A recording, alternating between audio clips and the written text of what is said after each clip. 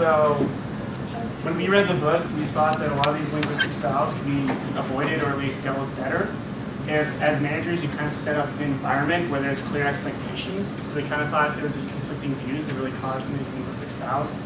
So we're going to go into each one and explain how we can do that as managers. So avoiding vertical opposition, a lot of people find that like when people criticize your idea or they might think it's a bad one. The solution is that companies should encourage people to have that sort of critique of ideas, but also make people understand that just because your idea is critiqued doesn't necessarily mean it's bad. It's just a way to try to make it better. And that also include positive feedback and to help people who do get critiqued just say thank you for trying and that kind of stuff. So overcoming modesty and managing a dilemma, between both of them, linguistic norms would both differ between males and females. So males tend to manage up, and as talked about in the chapter, men tend to have lunch with their bosses, their people that they are working under, whereas women make sure that their accomplishments are known to their equals, but have a harder time kind of like going to someone that's higher up than them.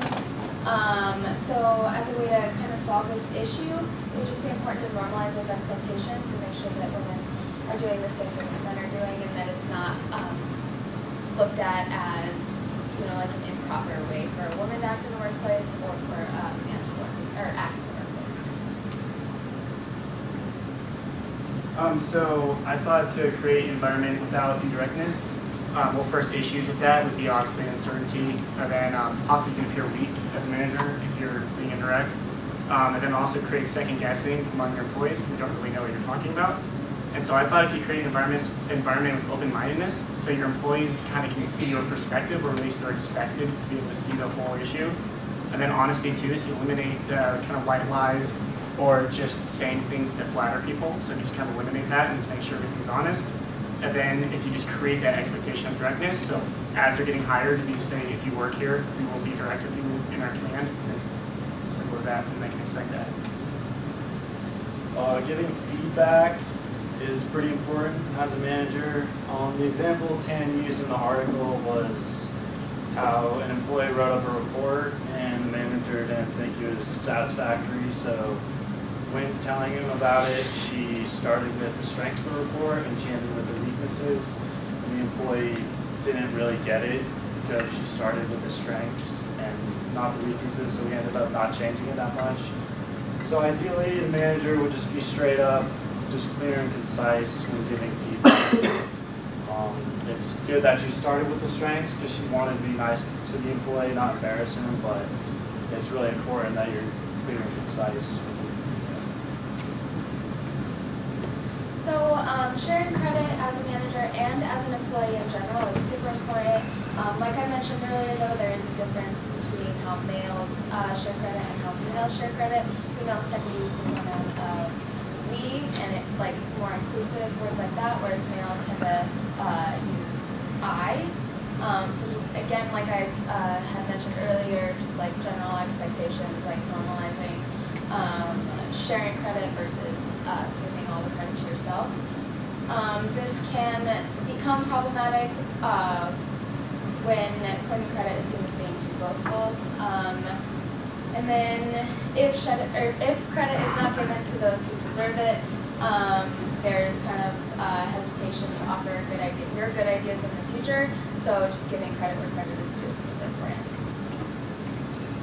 So asking questions is something that's very powerful in the workplace. The issues with it, though, are that it seems like the employee lacks knowledge or that they're subordinate in some way, and issues get missed. So the solution to this would be to create an environment in which questions are encouraged.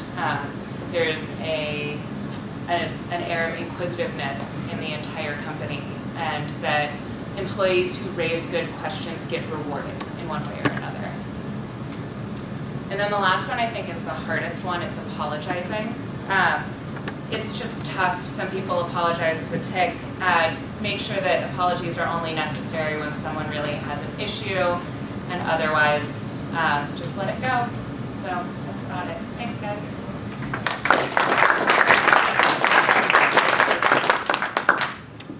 The same question for your team. If you had one opportunity and could only provide one piece of advice for a young woman entering the workforce based on what you've read in this chapter, what would it be? I'd say it would be to speak up, not be afraid that your voice isn't something that people want to hear, like just to go ahead and throw an idea out there. And if it's not a good idea, someone will tell you. But if you don't speak up, then you never have the opportunity to share what's going on in your head.